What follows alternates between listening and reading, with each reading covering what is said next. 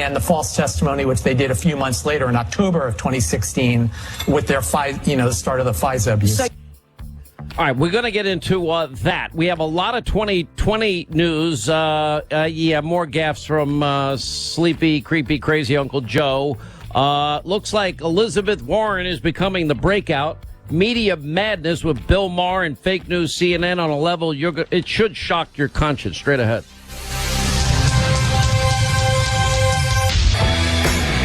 Working every day to remember the forgotten man. This is the Sean Hannity Show. All right, 25 till the top of the hour. Well, you think the media mob can't get any worse. Well, they had a banner weekend themselves. There you got, I've defended this idiot Bill Maher in the past for his ridiculous statements. My attitude remains the same today. I don't call for boycotts. I don't call for firings. Look, if you don't want to watch Bill Maher, the millionaire who's praying and hoping for a recession, which, he doesn't give a flying rip about how it might impact the forgotten men and women. Let's see, the 7 million Americans that are now working since Donald Trump became president, the 7 million Americans off food stamps since they became president. I know these are not issues that the compassionate left of center radical libertarian Bill Maher cares about, but those are real people, real families, real jobs, and it's really their futures on the line. So let's talk down the economy as best we can and pray for a recession. There, I said it again, rooting for a recession. Yeah, the hundreds of thousands, millions of people potentially could lose their jobs, and then you think that's bad. And he talks about David Koch. By the way, David Koch was not a Trump supporter. He was a more libertarian guy, but he's also a pretty generous philanthropist. For example, that him and his wife, I saw, donated a fortune, hundreds of millions of dollars for a cancer center to help people that have cancer. Oh, guess he was a horrible person to do that, right? Yesterday, David Koch, the zillionaire Koch brothers, died of prostate cancer. I guess I'm going to have to reevaluate my low opinion of prostate cancer. He's 79, but his family says they wish he could have lived longer, but at least he lived long enough to see the Amazon catch fire. I know these may seem like harsh words, harsh jokes. I don't think there's anything funny about it. Harsh, yeah. Cruel, yeah. Mean, yeah. Maher being a jackass as usual. Yeah, that's pretty much him. Hugh Hefner wannabe. But anyway, he was a libertarian guy, believed in the free market, but he and his brothers have done more to fund climate science deniers for decades, so F him. The Amazon's burning up. I'm glad he's dead. And I hope the end was painful. And by the way, that wasn't even the best of it in terms of the weekend. And you have Humpty Dumpty, who's Jeff Zucker's stenographer. I love this, that they want to write. They hire McCabe, but they're upset over Sarah Sanders being hired at Fox News. McCabe, let me read it again. Let's see. Prosecutors appear to be in the final stages of deciding whether Andrew McCabe, the deputy FBI director under James Comey, super patriot himself, and let's see, on the charge of lying to federal agents, according to interviews. That's from the New York Times. Yeah, CNN fake news just hired him. And you got this guy, Humpty Dumpty, who's got a very strange group of people around him. And one guy in particular. Yeah, that story needs to be told, and I'll wait for the proper time. Now, he wants to write a book on Fox News after all the book of fake news Jim Acosta did. Mark Levin sold close to 500,000 books in 10 weeks, and Acosta sold a whopping 14,000 in 7 weeks. I mean, it is an unmitigated failure. But whatever. He's no right about. Maybe he can write about himself in his own stupid show that not many people watch, because he has on a psychiatrist this weekend who's actually saying that Trump may be responsible for millions of more deaths, maybe more than Hitler, Stalin, and Mao. Well, I think that medicalizing politics has three very dire consequences. The first is that it stigmatizes the mentally ill. I've known thousands of patients. Almost all of them have been well-behaved, well-mannered, good people. Trump is none of these. Lumping the mentally ill with Trump is a terrible insult to the mentally ill, and they have enough problems and stigma as it is. The second issue is that calling Trump crazy hides the fact that we're crazy for having elected him, and even crazier for allowing his crazy policies to persist. Trump is as destructive a person in this century as Hitler, Stalin, and Mao were in the last century. He may be responsible for many more million deaths than they were. He needs to be contained, but he needs to be contained by attacking his policies, not his person. Tens and tens of millions of people died, and Trump may be responsible for more than them. Now, what do you think they did over there at fake news CNN? Do you think they pushed back at all? Maybe. Whoa, slow down. How is Trump responsible for the deaths of tens of millions of people, more than billions more deaths than Hitler, Stalin, and Mao? You might want to ask that question. I think that would be worthier of a book. We even have Marr. Let's just listen to Marr and the hate David fest from Koch him. of the zillionaire Koch brothers died, please, of prostate cancer. I guess I'm going to have to reevaluate my low opinion of prostate cancer.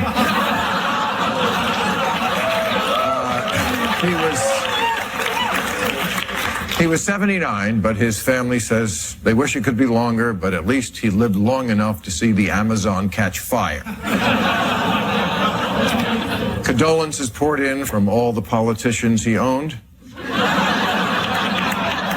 And mourners are being asked, in lieu of flowers, to just leave their car engine running.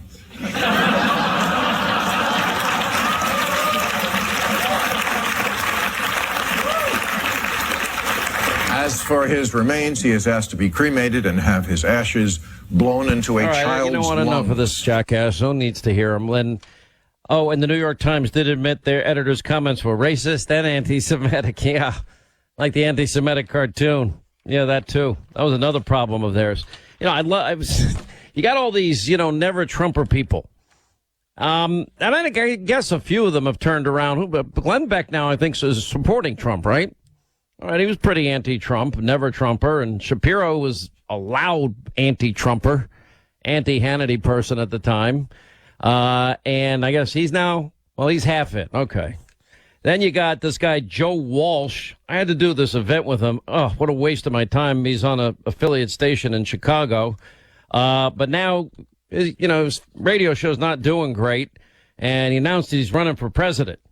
Okay, then he's running for president, and he goes on and on about Donald Trump is unfit, and we need somebody that is going to serve the country better with more dignity, and so on and so forth. And he's already delivered a long list of incredible accomplishments for conservatives, and et cetera, et cetera. Walsh wants to make the moral case against the president. And what's funny about this, I'm watching the interview, and then okay, he's upset with Donald Trump and the things Donald Trump says, but he's the guy apparently that was out there calling Obama a Muslim, an enemy, and a traitor, and tweeting that Senator Kamala Harris said something really dumb. If you're black and a woman, you can say dumb things. Lowered bar. Well, Stephanopoulos, for once, I'm sure he wouldn't do it to a Democrat, but he did the right thing here. Isn't that kind of textbook racism and sexism? Former congressman responded saying Trump's time in office has made him reflect some of the things I've said. Oh, okay.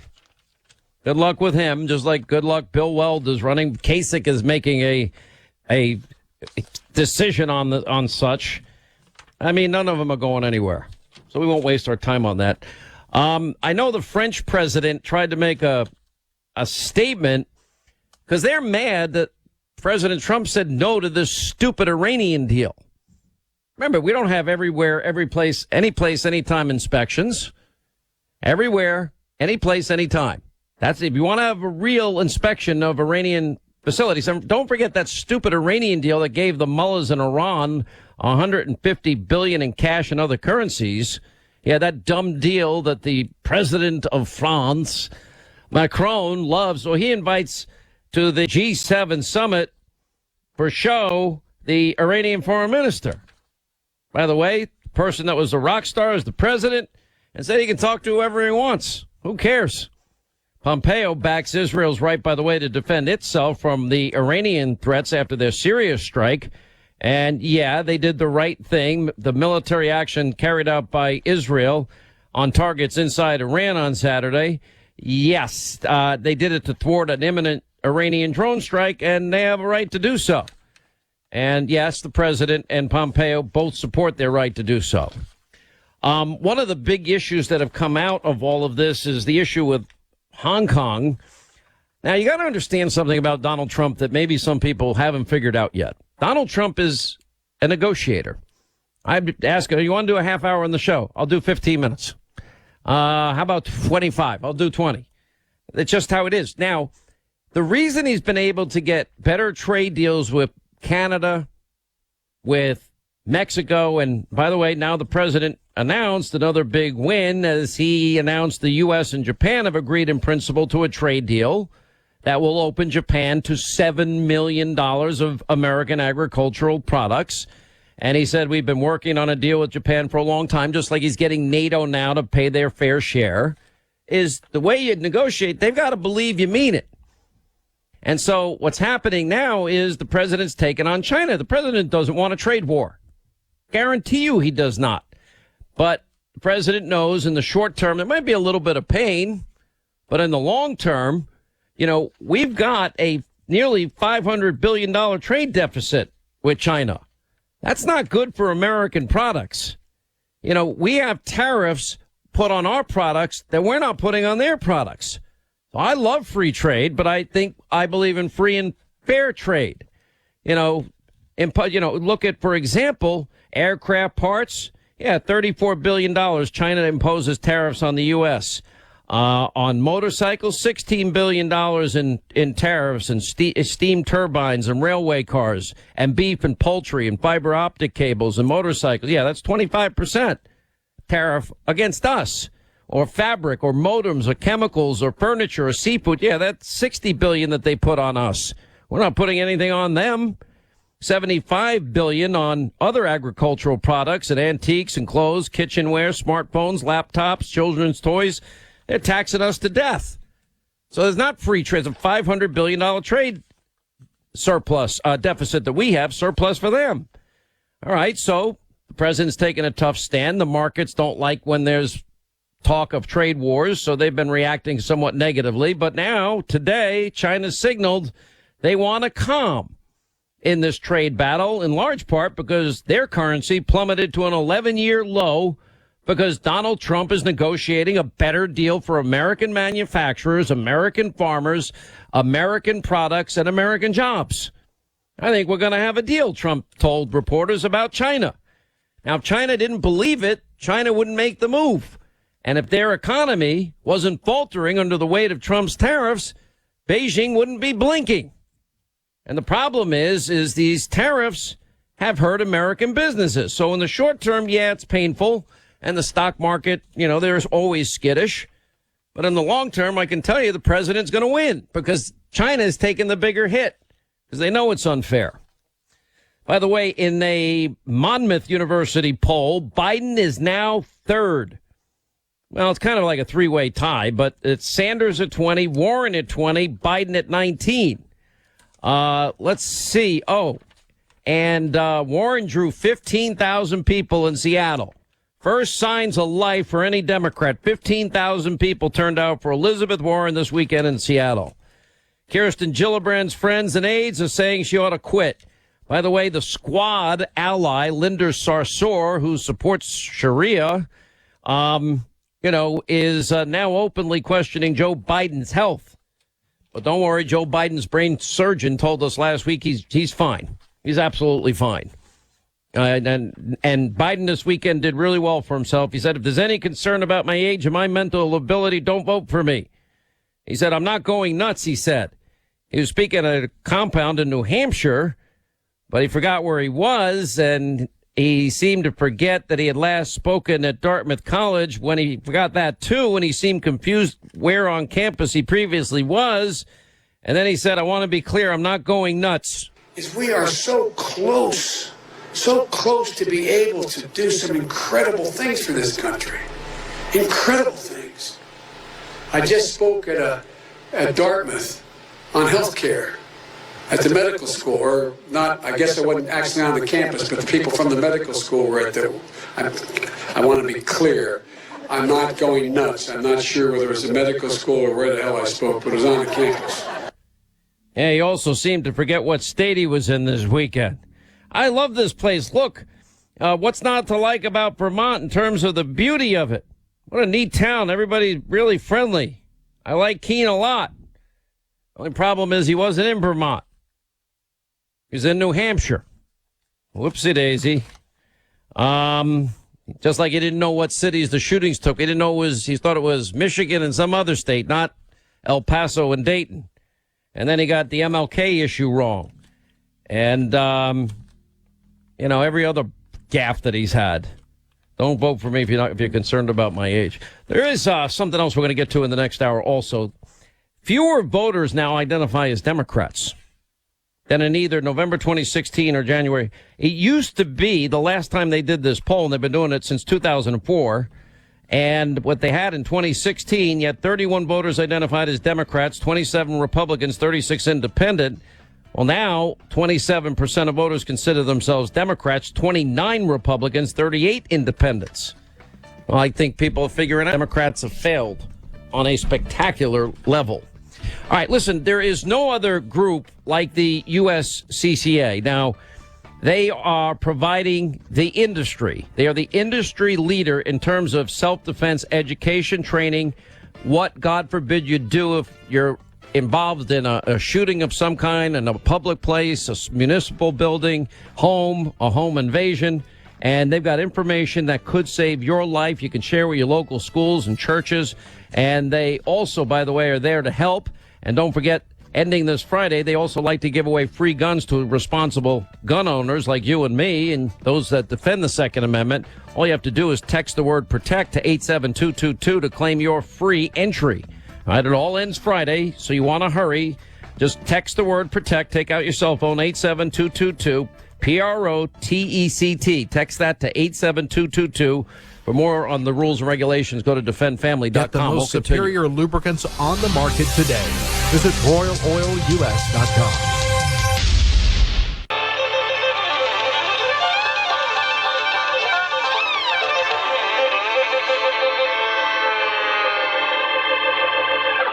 We're coming to your city. Gonna play our guitars and sing you a country song. We'll all be flying higher than a jetliner. And if you want a little bang in your yin yang, come along. Got to be ready to take a punch, and therefore you have to be ready to throw a punch for the children. I'm not going to lose that wealth. I'm not going to lose it on dreams, on windmills, which, frankly, aren't working too well. I apologize that you ever got to know Donald Trump, but this New Yorker volunteers to get rid of him for you. Thank you, everybody. So that was a little bit different. Freedom is back in style. Welcome to the revolution. Yeah, well, man, don't sit here. Gonna play our guitar, sing you a country song. Sean Hannity. The new Sean Hannity Show. More behind-the-scenes information on breaking news and more bold, inspired solutions for America. Perspective. Is the president right when he says a recession's not on the way? He is not right, but a recession is okay. A recession is a normal part of economic activity. President Trump and his economic team are trying to tamp down talk of a possible recession after a volatile week on Wall Street. Presidents get the credit when the economy's good. They get the blame when the economy's bad. And right now, with some signs of economic weakness and the markets growing anxious, President Trump is playing defense. Questions about the economy that haven't been asked in more than a decade, warning signs that haven't been flashing this bright in more than a decade, and clouds that some analysts say haven't been this dark in a decade. He has no concerns about the economy after that 800-point plunge. Josh, isn't the Fed cutting rates now just going to make the next economic downturn worse? What's your prediction? I've been hoping for a recession. People hate me for it, but it would get rid of Trump, so you shouldn't hate me for it. I mean, recessions are really bad. People lose their jobs and their homes, and we shouldn't wish. It's worth it. That's going to make it tough. Recession happens, Trump loses. I mean, I think that's what I was. That was my point. Happens, Trump loses. There you go. I think you're going to see a lot of big crashes. Once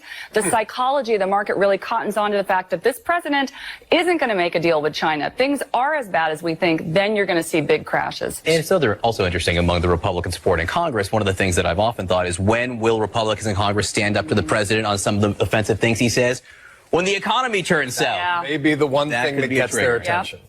All right, let's hope for a recession. Mueller didn't work out. As the New York Times said, it just got a little tricky, even though we devoted our entire newsroom to this fake news conspiracy theory story for over a year. And then we'll put a psychiatrist and a shrink on fake news CNN that Trump may be responsible for millions of more deaths, more than Hitler, Stalin, and Mao. And, what did the CNN host, Humpty Dumpty, do? Pretty much nothing. Why bother confronting such a thing? This is how desperate, insane, crazy the left has come. But, of course, Andrew McCabe, fired for lying and leaking. He just got hired by fake news CNN. It's like a perfect marriage. A book is now out today. We have it up on Hannity.com. It's in bookstores everywhere, Amazon.com as well. And it's by our friend, Justice Jeanine Pirro, Judge Jeanine, and she hosts Justice with Judge Jeanine on the Fox News Channel. The book is called Radicals, Resistance, and Revenge, and the Left's Plot to Remake America. Well, I think that this is a pretty timely book, considering, let's see, the Democratic 2020 hopeful crazies buying into the new Green Deal, Medicare for all, and every other insane policy. Well, hi, Sean. Look, after I wrote Liars, Leakers, and Liberals, where we talked about the corruption at the upper echelon of the FBI and the DOJ, I stepped back and I said, you know what? They're not only trying to change the justice system. What they're trying to do is they're trying to change America. And that's why I wrote Radicals, Resistance, and Revenge. It is a plot to remake this country. And for them, up is down, down is up, and everything is backwards. The Constitution, the Bill of Rights. I mean, what you just ran in that, and as the butted sounds, were people who were hoping that Americans would lose their jobs, that they would lose their ability to be able to do what they want, to lead a better life and take care of their families, because they hate one man. And what I don't understand, Sean, is that, the left, I mean, they are supposedly love the immigrants, they love the illegals, they prefer the illegal criminals and sanctuaries over American citizens, and yet they don't recognize that they are the haters of the man who has created more jobs in this country than there are people to fill them, more jobs for African Americans and minorities than ever in the history of this country. And that is a sad commentary when we can't look at the big picture, which is the hate that is emanating from the left, where the Constitution doesn't matter, where, men should just shut up and women need to be believed in the case of Brett Kavanaugh. This is an upside-down, topsy-turvy time. And you know what, Sean? I don't think Americans are going to buy it. And I think in 2020, they're going to say, enough of you radicals, enough of your revenge and your resistance. You're not going to remake this country. So they have the biggest donation in the history of man, meaning whoever the 2020 candidate is, and that is, their media allies, the mob that hates all things Donald Trump. I mean, so revealing. We spent a lot of time last week on the New York Times. Oh, by the way, they've apologized again for having more anti-Semitic people working for that newspaper. But that's neither here nor there. But the revelation that, we devoted a whole newsroom to one story, and then it got tricky. So now we're going to move on to another story, and that'll be race in the 2020 election. They're not reporting news. They're basically echoing each other. They run with rumors, innuendos, lies. They're garbage. They run with that. there's real reporting going on. It's not journalism anymore. It is an advocacy and an extension of all things Democratic Party. And you know what? No one would really care except they promote themselves and tout themselves as, this respected journalistic endeavor. When truth is they are nothing more than, an arm of not just the Democrat Party, but the leftist party. And, I think that when you look at all of this, you have to say to yourself, what happened to journalism in this country? And you can really trace it back, Sean, to the fact that there are no consequences. That when people run with stories that are not accurate, they turn out to be not true. And then, there is redaction. There isn't even a correction. There isn't a consequence. They just go on to the next rumor, and then they pile it on. It's like, in school, what did they used to call it? Rumor or whatever, where, one telephone, somebody says one thing, and then they add to it. Yeah, the game of telephone. That's where you start out saying one thing, and by the time it gets around the room, it's something totally and completely and utterly different. Yeah, it goes from... By the way, whenever I was in school and I played that little game, I purposely shifted it dramatically. Sorry, it's a part of my warm personality and charm. Well, I got to tell you, I don't think either of us want to talk about what we were like when we were kids. Look, you're a fighter and I'm a fighter. And that's why we're in this game, Sean, because we believe in this country. Look, I devoted my career, my chosen career, to law and order and truth and justice. I fought hard for it. And that's why I've become so offended when I see people just try to change the respect for law and order in this country. Look, there is very little, Sean, that separates us from barbarism.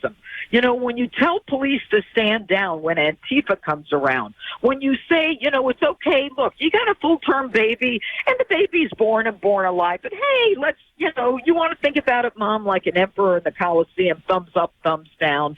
And then you've got this clown car of Democrats running for president, and they're all like, oh, yeah, we're into that, no problem. Does anyone not see the evil that is emanating from this hatred and this divisiveness that's coming from the left? Look, I don't know anyone on the right who said, you know what, I don't like you on the left anymore. I'm not talking to you. It's all about the left saying, we're not talking to all you on the right. How many friends have you lost, Sean? How many friends have I lost? I've lost a number of friends, and I'm going to tell you something. That's their problem. It's not mine.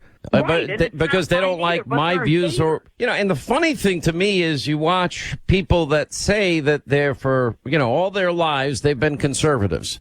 But here comes somebody that's going to fight for tax cuts and deregulation on a scale we've never seen before, resulting in dramatic economic growth and the best employment situation since 1969 in every demographic group that had been left behind in the Biden-Obama failure years. And then all the trade deals that the president is accomplishing, just check Japan off the list. Yeah, it's a little painful to get the deal done with China, but it's been such a dramatic imbalance. But now because the valuation of China's currency is tanked, now they want to go back to the table again. So we're going to have a better deal, a more fair deal. I don't think the president ever wanted a trade war or ever wants a trade war. I think the president wants to be open for business, but you're not going to get, you can't have an open business when there's a $500 billion imbalance every year and they're taxing our goods and we're not doing the same to them. That's trade. That's free trade, but it's not fair trade. Yeah, it's clearly, but Sean, can anybody not give the man kudos just for going after this imbalance, just for trying to take care of America, just for trying to level the playing field? Look, American workers in this country work hard. People in this country want to be able to buy something and to be able to buy it in a way that is fair. And remember American made, remember, buy American and all that. All of a sudden it doesn't matter anymore. And this man, and everybody made a joke, and he was even joking about the thing with the chosen one. He was basically saying, yeah, I'm the guy who's going to fight this fight.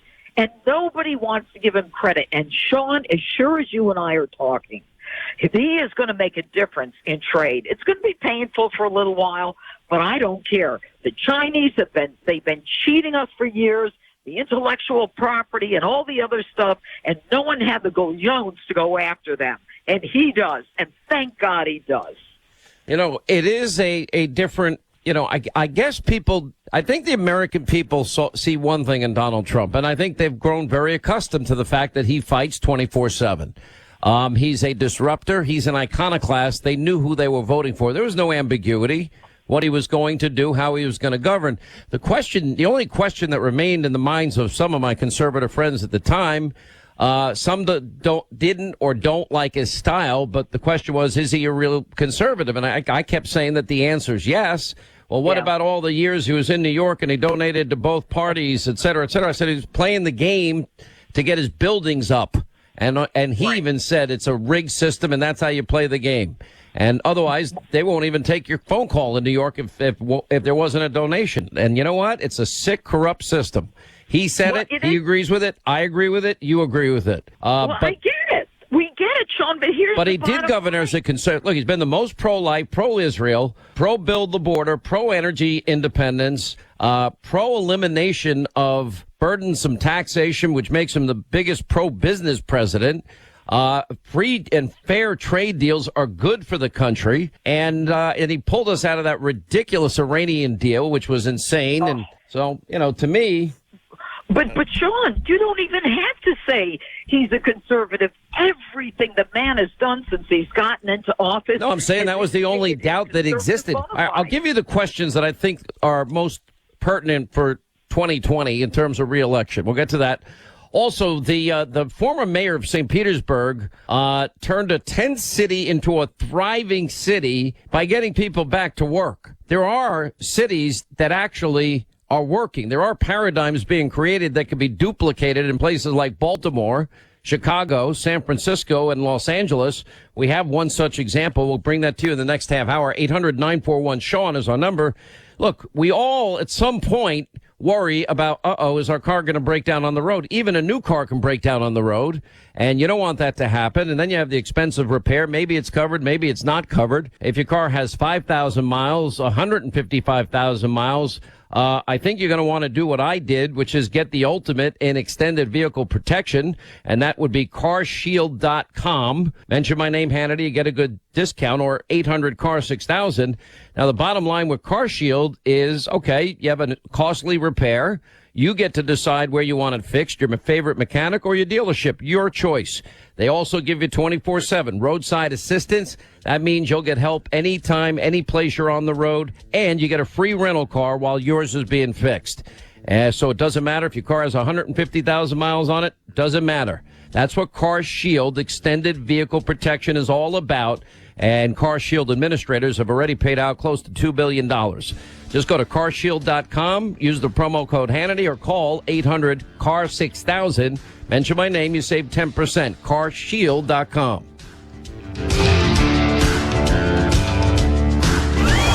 Special thanks to all of our Sean Hannity listeners, now tuned in on over 600 radio stations. This is the Sean Hannity Show. Ultima 2100 grease for your industrial and agricultural needs. Find out more at royaloilus.com.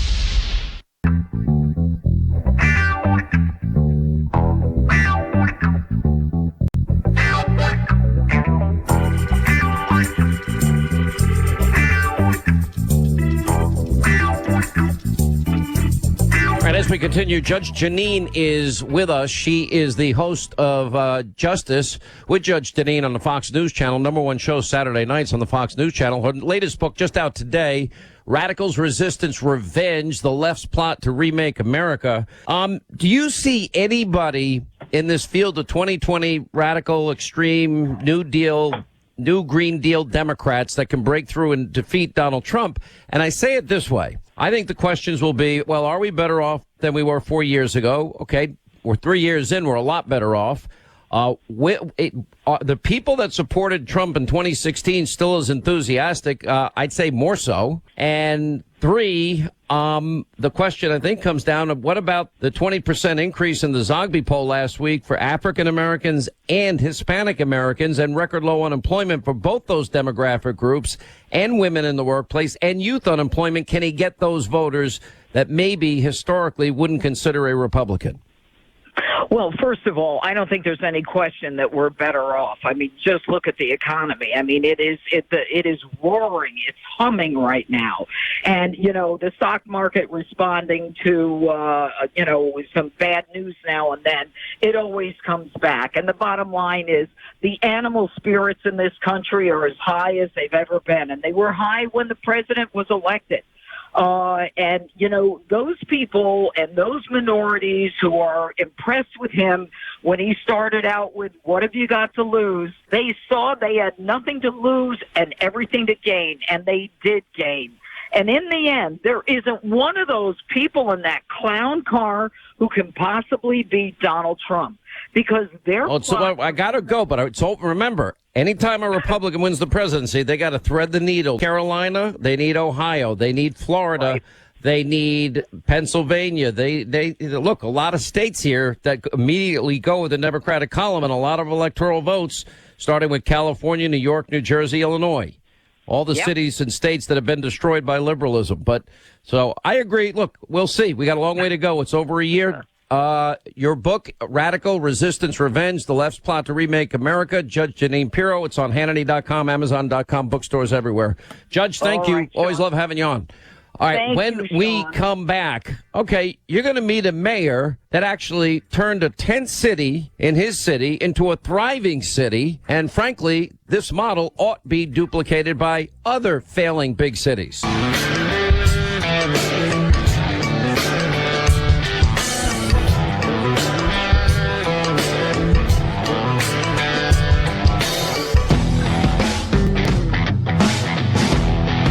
You'll hear what everyone really thinks in D.C. This is the Sean Hannity Show. About a year ago, city leaders identified some of the city's most violent neighborhoods. What the hell? We should just take all this down. To target. Ooh, you can smell the rats. Under Baltimore's Violence Reduction Initiative. Ooh, Jesus. Just last week, we went with Mayor Pugh as she toured an East Baltimore neighborhood. Oh my God, you can smell the dead animals. Blocks of dilapidated buildings help to hide the addiction that's crippled this community. If home is boarded up, they'll still break it down and do their drugs inside. This morning, I left my community of Baltimore, a drug-infested area, where a lot of the drugs that we're talking about today have already taken the lives of so many children. The same children that I watched 14 or 15 years ago as they grew up, now walking around like zombies. The fact of the matter is that America is the wealthiest country in the history of the world. But anyone who took the walk that we took around this neighborhood would not think you're in a wealthy nation. You would think that you were in a third world country. A community that does not even have decent quality grocery stores where moms can buy quality food for their kids. A community in which the dream of getting a higher education for many kids is as real as is going to the moon. All right, there you have. We have spent a lot of time talking about big cities around the country and how they have been run for decades by liberal Democrats. Look at Chicago. I didn't even look. How many people were shot this weekend in Chicago? I'm sure the number's high. I hope I'm wrong. I hope nobody got shot. But you have, 20, 30, 40, 50 people being shot every weekend. Or the poverty in cities like Baltimore, Chicago, New York City, the encampments now getting massive and huge and more problematic by the day in Los Angeles. Sean, what? 29 people were shot this weekend, 6 fatally. 29 people shot in Chicago this weekend, 6 fatally. That's this weekend. Where's the media coverage like they had in El Paso? Well, of course, El Paso, they could bludgeon Donald Trump on the issue of guns. Well, all the big cities that have the toughest gun laws, well, they're not stopping the violence. They're not stopping the poverty in Detroit, Chicago, Baltimore. Look at what's happening in Los Angeles, these encampments as they are. Or San Francisco, we've been chronicling this. Lawrence Jones has been in New York, Baltimore, Chicago, San Francisco twice, and Los Angeles as a correspondent for our show. And guess what? We see the same thing happening, and these are the highest tax states. This is what you have had decades of liberal rule, Democratic Party rule. Nobody talks about the poverty, the failure, the misery, the violence, the drugs in these big cities. 1 mile away from Nancy Pelosi's gated community, home of millionaires, on one side, and on the other side, her office. Well, therein lies an open area where needles are thrown around all over the place. And we've shown you the video. And what else? And we see people urinating in the streets and defecating in the streets. And the people that we interview talking about this is their daily life in this area. Nancy Pelosi lives there. This is a state that charges 13.5% in terms of a state income tax. What are they doing with all of the money? You want to know why people are running away from big cities? Because they're failing the people they're supposed to serve.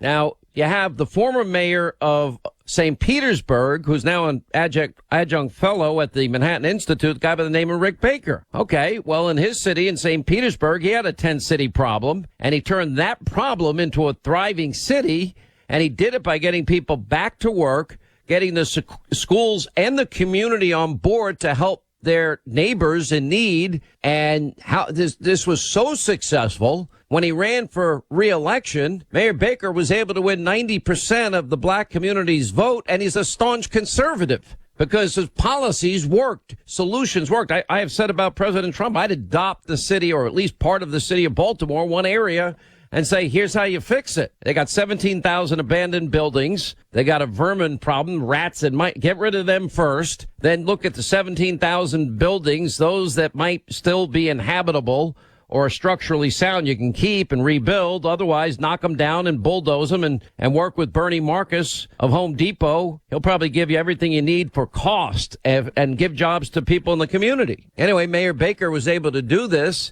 He was named the #1 mayor in the nation. He did it. And he's here to talk to us about how he did do it. All right, so how bad was the problem in terms of the 10th city when you were the mayor? Hey, Sean, good to be with you. It was a big problem. We had one of the social service agencies in the downtown area had a vacant lot next to them, and they decided to open up that lot for anybody that wanted to. It was during the winter, and they were concerned, and I understand the concern, for anybody that wanted to tent there. So they started giving out tents, and so they started this large lot, and then it expanded to across the street, and then it started to expand throughout the city. We wound up with tents on our waterfront. And what happened was people heard about it. They heard about, well, there's a place to come. There are no rules, and you can come and you can just, hang out in St. Pete and then, panhandle downtown. It was a horrible situation. Well, all right. So you decided you're going to go into this area. The people need help. How many people were living in this tent city? I couldn't even tell. Hundreds around the downtown. Okay, so tell us, walk us through it. What'd you do? How'd you do it? Sure. Well, you first have to, you have to come up with a plan, a strategy, how you're going to get. You have to stabilize the situation the way it was to keep it from growing as much as possible. But then you had to come up with a long-term plan for where they're going to go. And I think a lot of times, and first I should step back and say, it's a tragedy for the people that are being impacted by it. It's also a tragedy for the people on the streets. They don't want to be there, and most of them don't want to be there. But there's no way of lifting it out. And the solutions that are come up with, throwing needles at them or giving them a tent to hang out, and it's not solving the problem for them. So the first thing we did is we had to find out a solution for where can they go. And we worked with the Catholic Diocese of St. Petersburg, Bishop Lynch, and the bishop and I talked about it, and he agreed to provide land in a wooded area in the center part of the county where we could effectively build a large campsite area. And we built I got a businessman gave me $500,000 as a contribution so that we could build facilities there. We built restroom facilities, bathroom facilities. We built where they could take a shower, where they could get clothes. And what happened was it became a way of the entire community concentrating their focus on an area. Now, there were tents. Eventually, this has evolved to the point where there's still some tents, but there's also small cottages out there, and there's sufficiencies. And there are probably 400 people living out there every night. They'll be there tonight. after all these years. And what happens is it's very low cost because of the way it's set up, both capital-wise and operationally low cost. I'm sure it's less than virtually anybody else does it. And we were able to set it up in 6 months, not try to put together a 10-year plan to do it. And we got the folks out there. And once we had a place for them to go, then we could put the ordinances in place in the city to keep the conduct that's negative and harmful to the city from happening, whether it's urinating on the sidewalks or defecating on the sidewalks or even sleeping. So now the way it's set up is if you are out on the street, you can end up. We had a team that would go out, a police officer and a social service worker, and they would go to somebody that's homeless, and they would say, "Okay, we've got a place for you to go, and if you don't go, then you can be arrested." And we started to enforce all the quality of life laws that Rudy Giuliani was so good about, but we really couldn't do that till we had a place that we could have them go. And now almost virtually every church in our county and service organizations, they provide the food at night. They cook it at their church. They bring it over and they serve. And it's turned into a positive thing where people are supporting the homeless. And with the Catholic diocese, the Catholic Charities involved, it's a faith-based organization, of course, and their focus is to get people independent, not to just house them, but to get them the skills, to get them back to their families or whatever it is. Their goal from the first time the person gets there until they leave is to get them independent so that they can lead a successful life, which is so much better for the homeless person than being subsidized on the street.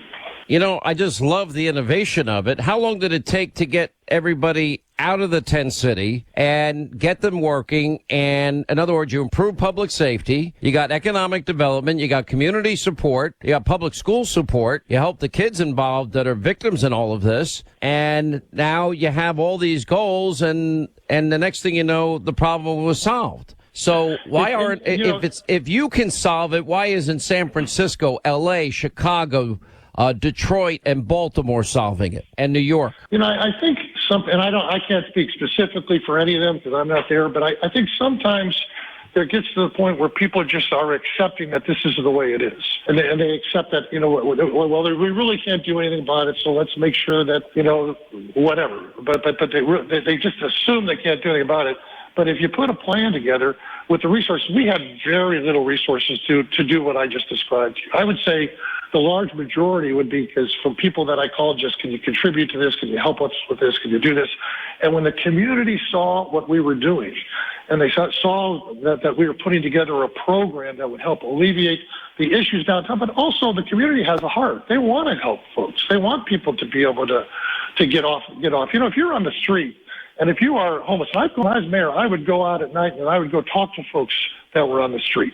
And I would sit down with them and talk and find out this. So you were the mayor. You'd go out at night. You go into these tent cities and say, "Hey, I'm your mayor. How you doing? Do you need? What can I do for you?" I would go in and I'd find homeless, not necessarily even in tent cities, but I would just see homeless on the streets. And I would go and just sit down and talk with them and try to get it from their perspective. Because here's what my experience, though, has been. All right, I'll tell you in New York, and it was a bigger problem when Rudy Giuliani became president because you had problems. They used to have these window washers that would have dirty water when you're stopped at a light. Oh, I remember the squeak. They would be like shaking you down for money. If you didn't give them money, it got hostile sometimes. But anyway, what the mayor did was help get the people that needed help off the streets. All right, got to take a quick break. We'll come back. This guy may be the mayor of the century. I mean, a pretty incredible story out of St. Petersburg. How do you turn a tent city into a thriving city? We'll continue more with Rick Baker on the other side right here on the Sean Hannity Show. Then your calls. Listen, do you know that most break-ins at your house, you want to protect your home, right? You want to protect your family. Well, that usually happens between 6 a.m. and 6 p.m. in the middle of the day. Now, if you have a home and your home doesn't have home security, well, there's a 300% increase in the likelihood that it's going to be your home broken into. And according to studies, only about 1 in 10 break-ins are planned.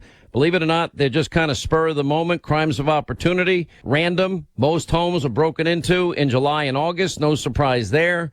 but only 1 in 5 homes have home security. Now, a lot of that is because of the home security industry. You have to pay for the installation. It's expensive. They're busting up every wall in the house. Then you got to paint it and fix it. Then they make you pay for that. You have to pay for long-term contracts, long-term monitoring, $50-$60 a month. No, SimplySafeHannity.com fixes all of this with the latest, greatest, best technology. No installation fee. You get every door, every window in every room in your house with 24/7 professional monitoring. No contract to sign, no hidden fees, no installation fees, no fine print, and around-the-clock monitoring at $15 a month. That's it. And if you go to Simply Save Hannity right now to protect your home and your family, you get a free HD security camera when you order. Well, that helps, that video verification technology, that helps the police know it's a real burglary going on, and they'll get there faster, 3.5 times faster to be exact. You'll have eyes on your home 24/7, 365. That free HD security camera right now with your system. Oh, and if you move, you can take it with you. Just go to SimplySaveHannity.com, SimplySaveHannity.com.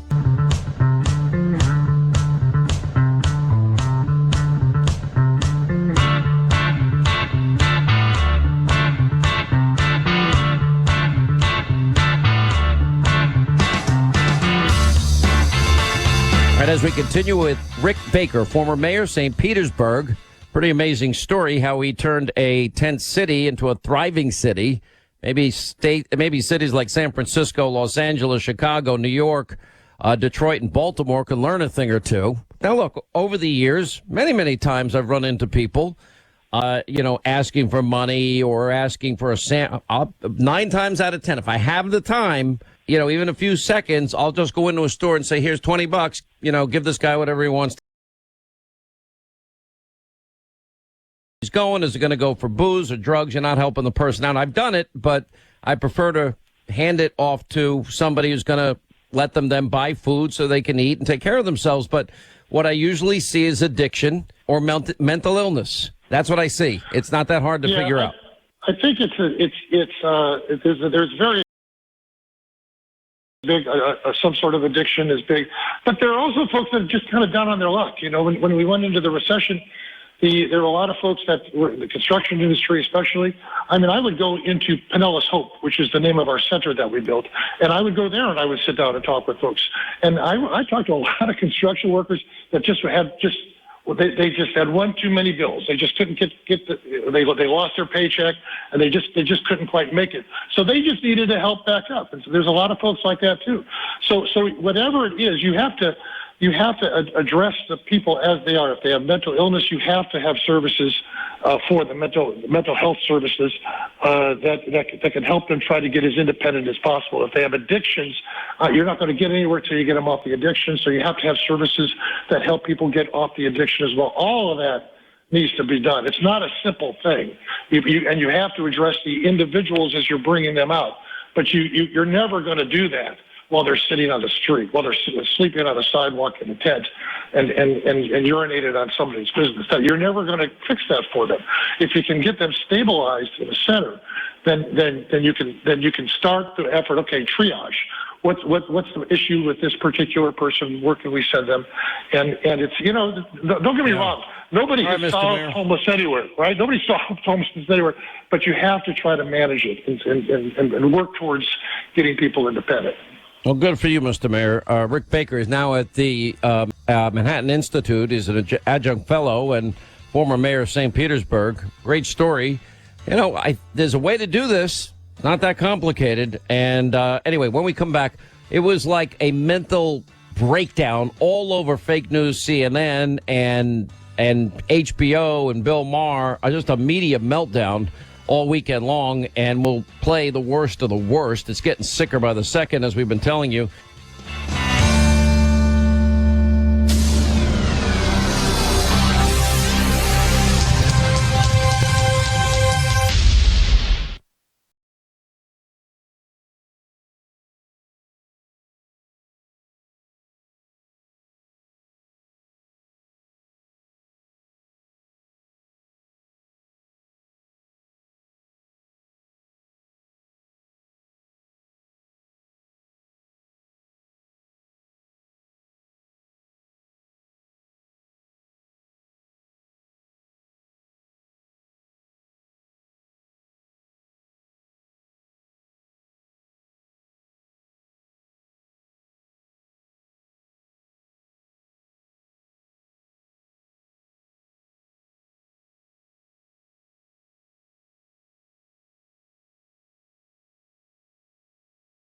Baseball